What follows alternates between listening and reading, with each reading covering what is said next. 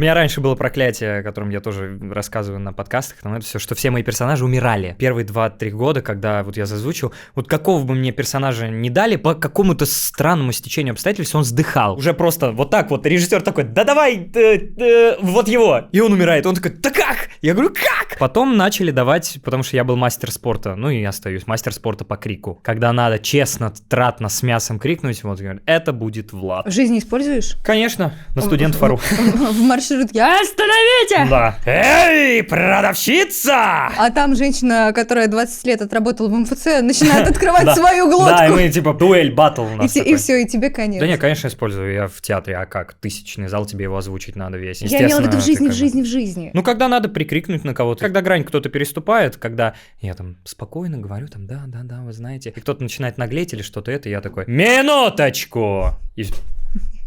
И как бы сразу немножко: извините, вот это.